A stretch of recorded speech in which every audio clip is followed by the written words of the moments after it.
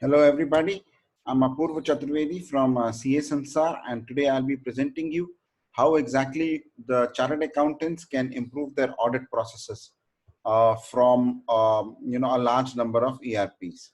So please see my screen. This is my screen here. So as you can see, right? So I'm for this particular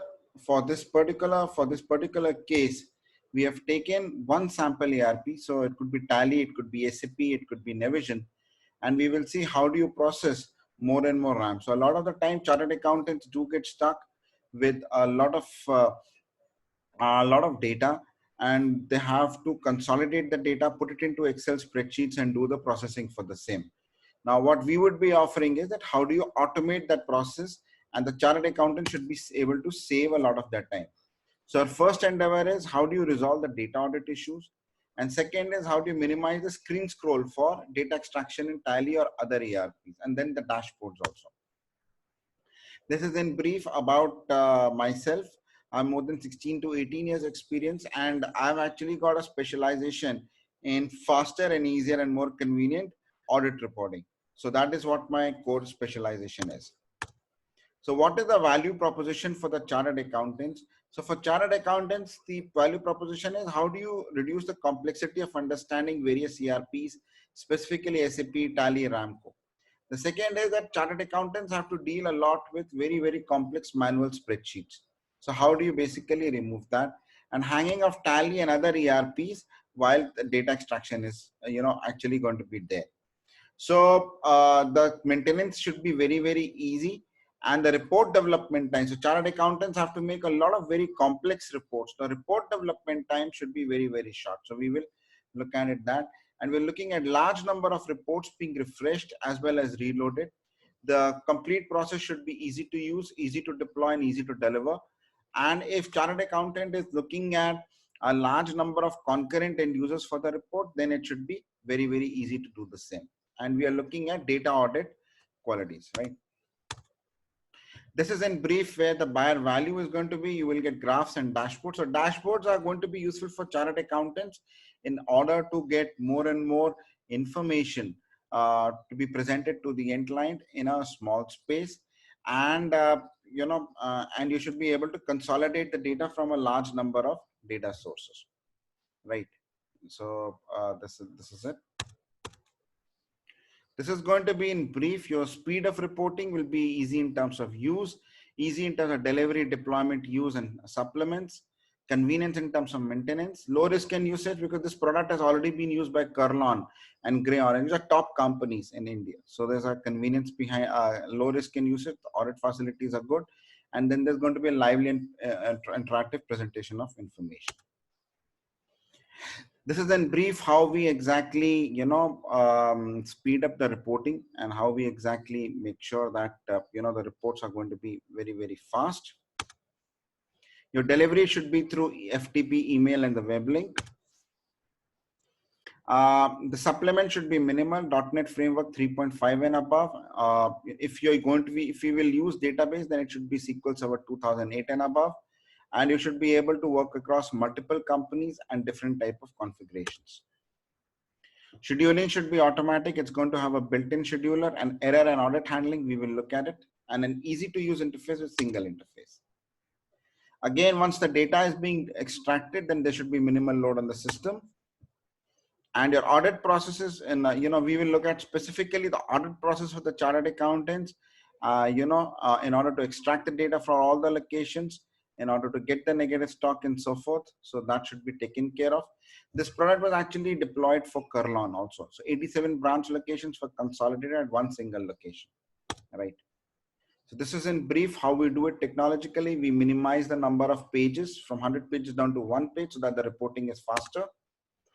This is in brief. If your report is taking lower amount of time to refresh, then more number of people can see it. Same is the case with reload. If there's a lower reload time, then more number of people can see it. And extraction time being lower means more number of reports people can see it.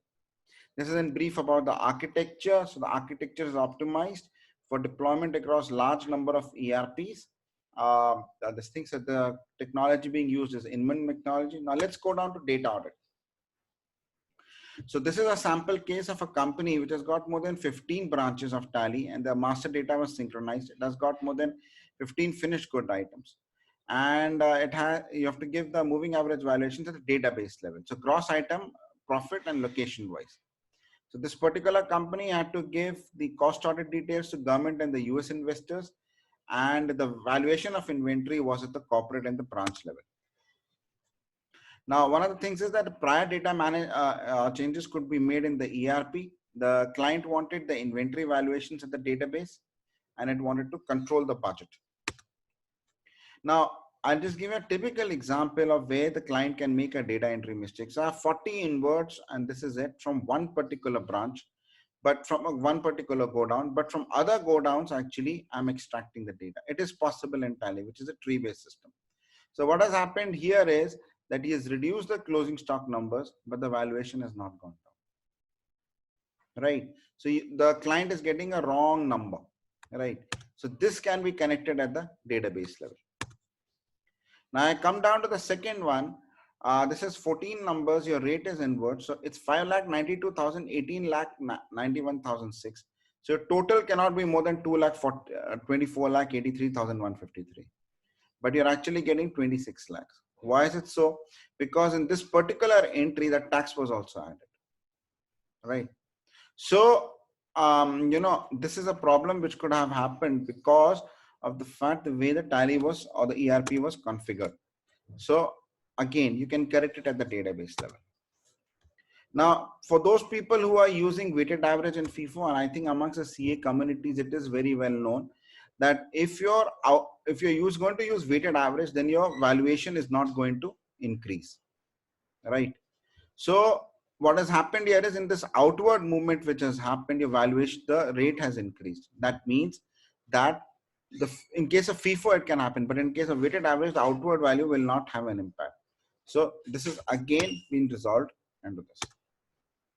This negative stock issue is a very critical issue for most of the end clients. So you have zero closing stock, suppose, and at a particular date, you have a negative stock. Now, negative stock actually throws up all your gross profitability and all your profit and loss calculations. So it's important to find out where there was a negative stock and correct the mistake. So we find out the first instance of the database where there was a negative stock, first instance, and automatically then you can correct it. So all this is possible. Now I come down to the second problem which happens, which is actually minimizing the screen scroll. So this is actually going to be in form for Turis Analytics. This is the sort of a dashboard. Now look at your ledger. So I can, if I look at my ledger, so I can get all the ledgers or I can get a simple ledger. So I have to go through 1, 2, 3, 4. So fourth screen scroll, I'm actually getting the data. Instead of that, you can get it in one very database friendly format, the ledger output. If I look at my receivables report, so I look at statement of accounts, outstanding receivables, and then I get this. I can get it across one or I can get it across multiple. So still have to go through 1, 2, 3, 4, right? But here you can actually get it in one button click. You know, if you get it and go inside, then you can get it one button click, all the requirements of the sundry debtors and sundry creditors and payable aging by bill wise.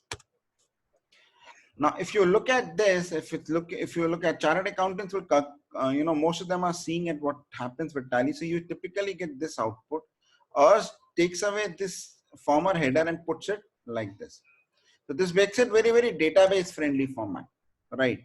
So database friendly format in the sense that I can use a BI tool and I can use a dashboards for faster, easier, and more convenient reporting. That is going to be there. If I look at my you know, net outstanding report, so if you look at it this way, so here you know, we are getting a lot of details at the voucher level with ease and convenience. So these are automatically being taken away. More than 40 fields have been taken. Let's take the case of movement analysis. So inventory, movement analysis, stock item list, and this is my movement analysis report. See, this is not database friendly. I cannot do a consolidation across a large number of entries. If I was to understand what is my stock item profit, how it has moved, it's very complex. But here you get a comprehensive batch ID, batch name, consolidation details in terms of stock journal credit, stock journal debit, debit note, credit note, batch journal quantity, net difference, and the net rate amount. If I look at my HSN extraction details, typical problem, HSN is very, very complex, right? Because there's a hierarchy involved. So see, 1, 2, 3, 4. You can have multiple button clicks. So there are hierarchies involved. And while we will actually just flatten it up. So whole onus is how do you minimize the number of screens, right? So, so this basically flattens it up by stock item, stock group, tax classification, stock item, tax item, stock group. Right. Now, this is a typical daybook extraction. So top level is your voucher and the bottom layer is my items. Right. This is what happens in the typical sales or purchase register. What we do is we flatten it up so that your analysis becomes very, very easy. Otherwise, you cannot do pivot or other kinds of analysis. And the export can also be in other database friendly formats such as JSON. So we are looking at making it very, very easy. Now let's go down to batch allocation, how you can analyze it. So find ABC classification of the stock. So ABC classification of stock will come in terms of the closing stock. You look at the closing stock value with the cumulative sales value and percentage wise batch allocation. Find percentage distribution in respective categories and find out the overall category. So I go down here, I go down to my this thing. So I will click on the new share and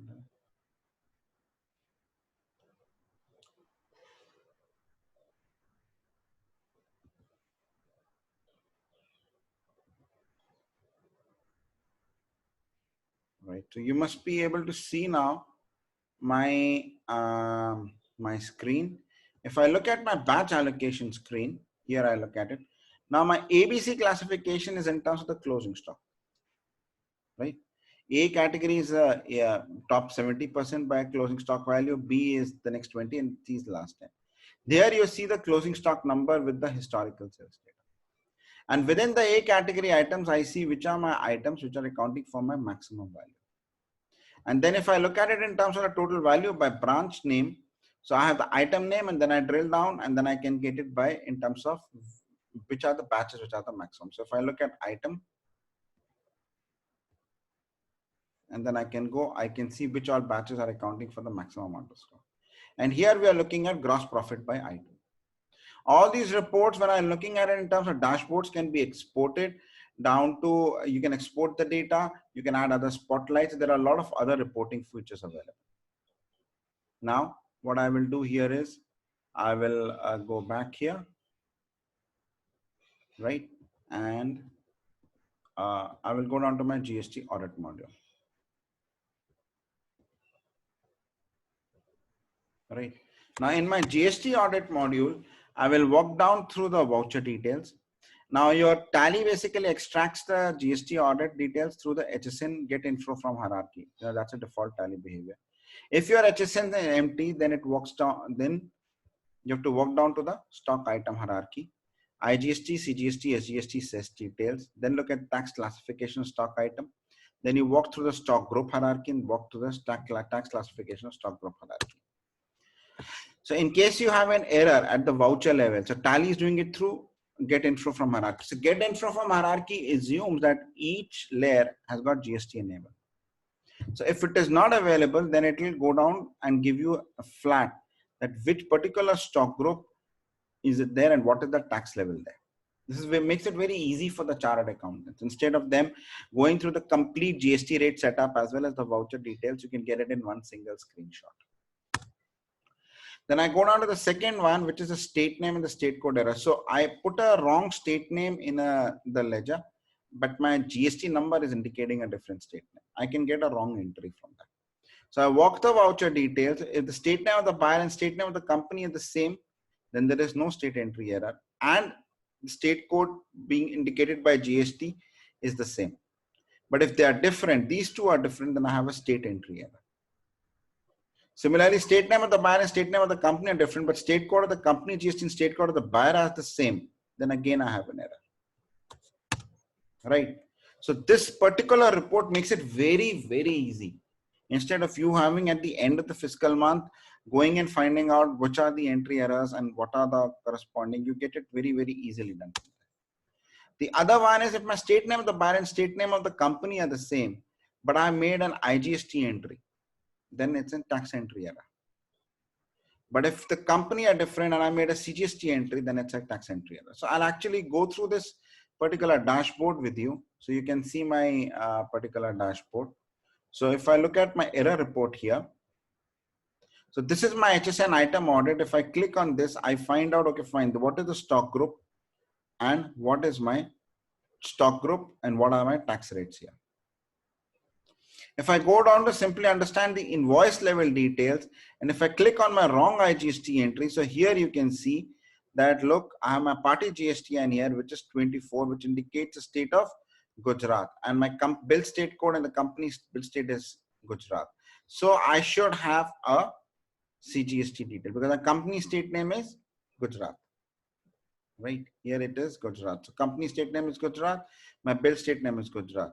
But what this client has done is that he has put in an IGST entry. So I have an error. Okay.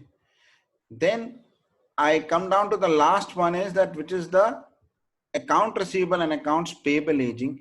Account receivable and accounts payable aging is critical for companies because as of today, a lot of people are having money blocked in account receivable. Right. So I will actually go through this very slowly here. So if I go down to my tally dashboards, and if I look at account payable and account receivable, so now look at this.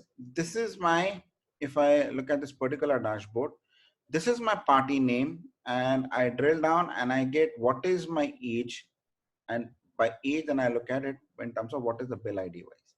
Same I can do it with accounts payable. This is giving me my gross, what is my total net account receivable and account payable and what is my total receivable and total account payable. Okay. So now how can you engage with us? So a lot of people can ask how many. So one is we can train you on TDL, which is Tally Development Language, right? Or this thing, we can train you on Power BI. You extract the data from any ERP, we will train you on how to do reporting from the same. We can also make implementation. We can do custom reports for you. And we are always looking for partners, right? With this, I come to the end of my demo and I want to thank CS Ansar for the opportunity. Thank you very much, sir.